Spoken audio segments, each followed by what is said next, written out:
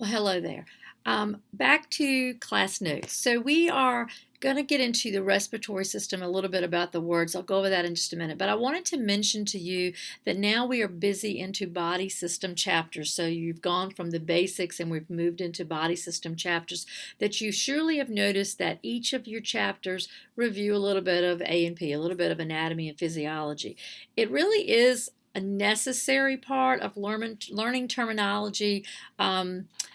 And as many words as that you're going to have to learn a little bit of A&P, because they really directly relate to some of these word parts. With that said, I want you to know that I am not an A&P teacher. This is terminology class. Those are two different things. And what I mean by that is in A&P, the focus is knowing word parts, their location, their function, etc., etc., etc.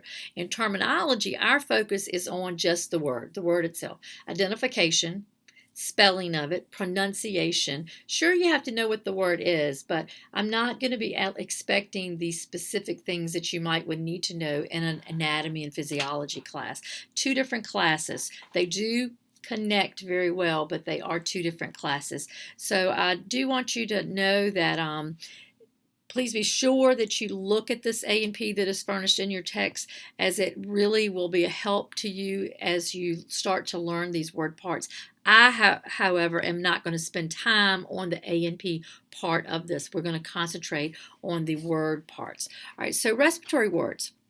I continue to keep telling you to refer back to those basic lists from the first weeks. Again, you will see many of these word parts used in combination with some specific respiratory word parts. Below, I'm giving you a shortened list of anatomy-related word parts, specifically specific to the respiratory system. So we have bronchi, those both relate to the bronchus, larynge, and again, you can read through the list that I've provided there for you.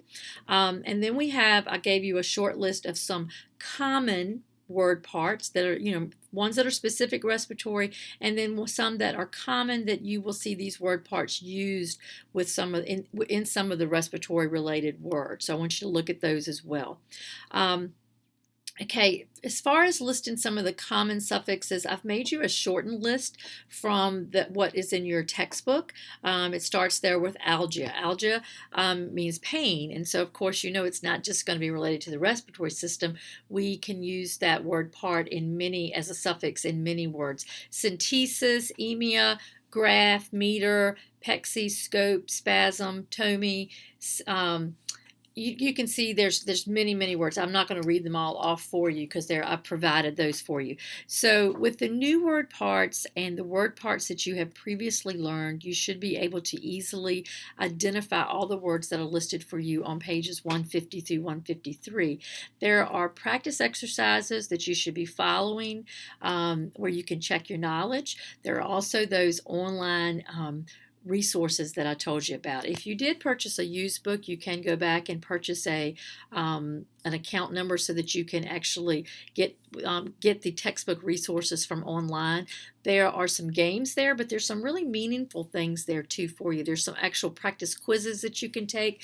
There's pronunciation part of that. So if you're having trouble with a word, you can go there and it will pronounce it for you. There's also some of those things that you can find out there online as well that will pronounce words for you. Under respiratory diseases, there are a good amount of diseases that are listed here for you.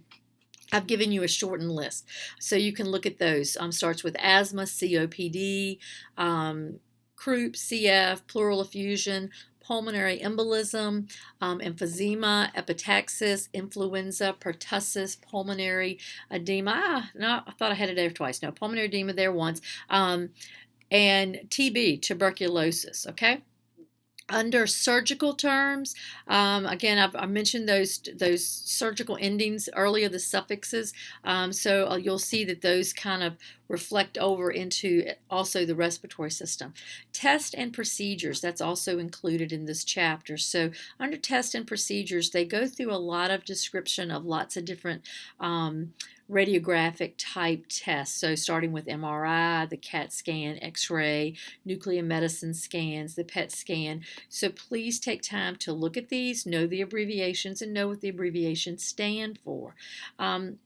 One easy way for me to kind of differentiate a couple of things and hopefully may make it easy for you to remember, if something ends in scope, we're talking about the actual instrument, the instrument that the test is done with. If it ends in scopy, SCOPY, then we're referring to the actual test or the procedure that is being done. So scope and scopy, even though you may see them used very similarly, one is the instrument and one is the actual test. So be sure that you kind of can keep those separated and know the difference in those two things. I've also given you a short list of terms that are about some of the things that we listen to, because in the respiratory system we take a stethoscope, many nurses, doctors, other healthcare professionals, and you listen to the chest, and there are different sounds that different things make in the chest. The sounds are coming from your lungs, yes, but when you're sick or you have congestion and those sorts of things, there are different sounds that we listen for. So auscultation is the act of actually listening. Percussion is when we actually tap. We tap the body and it makes sounds where it's denser and where there's fluid filled. We can hear different sounds. We hear those sounds with a stethoscope. Patent, rhonchi, mucus, crackles, rails, ventilator. A ventilator is a mechanical device that is assisting with someone's breathing when they are unable to breathe for themselves. And then the term aspirate. So what I've highlighted here for you really is just a basic list, certainly not anything but a partial list of what is in your textbook. So it's not to replace your reading. You're responsible for your reading, so you're responsible for all that is there in your reading each time. That's why I provide this for you just as a supplement. I'm also providing the PowerPoint slides that your textbook has sent. So use all of those resources, okay? Don't expect everything you need to know to come out of my mouth. It's not going to happen. So you've got to do your part of this, which is spending about 3 to 4 hours a week on your reading, and then you still got to add in the extra time that you need to spend on quizzing yourself, doing the assignments that I have left for you, and test taking, all of those things. So I'll see you soon.